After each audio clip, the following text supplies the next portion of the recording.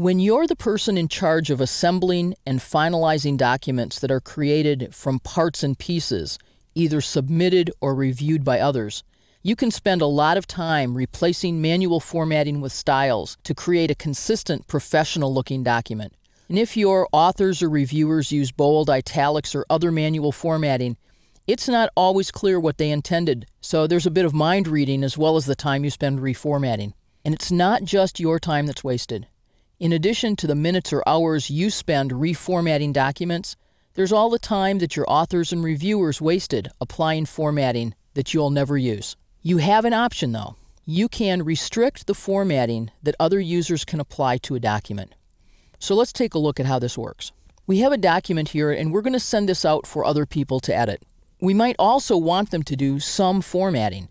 We might want our reviewers or our other authors to be able to indicate what's a heading 1, what's a heading 2. What we don't want them to do is spend a lot of time using font or paragraph formatting on this document to make it pretty, because actually that's our job.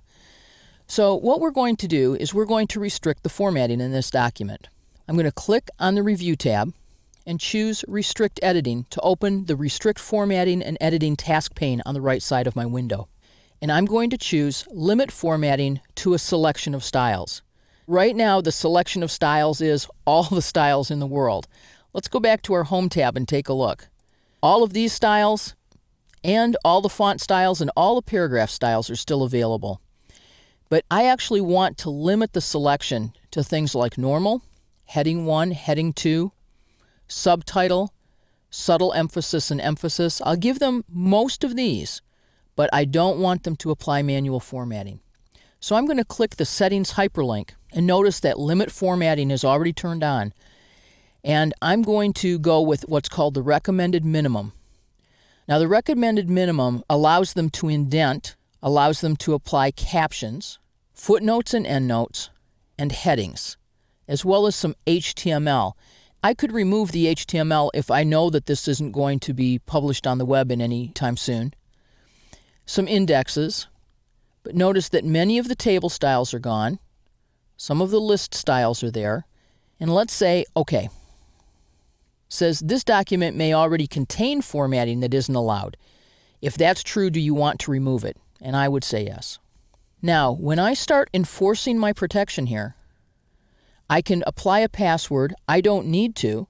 I can simply enter no password at all. If I enter a password, I need to enter the same password twice. And I need to make sure that I'm not going to forget it. This is securing the document from formatting, not securing the document contents from corporate spies or other malicious users. So this is a good time to have a group password that is used anytime you want to restrict formatting. In other words, not for protection of documents, but for this kind of light protection. I'll often simply leave this blank. Now you'll notice that the document is protected. The font formatting tools are no longer enabled. The paragraph formatting tools are no longer enabled. In other words, no one is going to manually format this document anymore. They can still, however, apply all of the styles that are available. So what I'll often do is I'll add some text to the beginning of the document or put it in the body of the email that I send to authors or reviewers that says, please use the styles on the Home tab for any formatting in this document. So if someone wants to bold this text, B doesn't work, but title does. If they want to change, they can't change the font and they can't change its size. When I get this document back and get everyone's contributions to this document, I'm going to spend very little time reformatting the document. And at the same time, I'm actually building the library of well-formatted documents in my organization that are available for easy reuse. If I want to stop protection to be able, for example, to add another style that would be available, I can simply choose Stop Protection. Notice that the font and paragraph tools come back. And I can turn off Limit Formatting at any time I wish.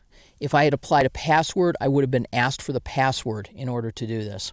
If you're willing to be a little bit proactive, you can prevent your authors and reviewers from wasting time by restricting them to appropriate styles for the documents that you're creating together.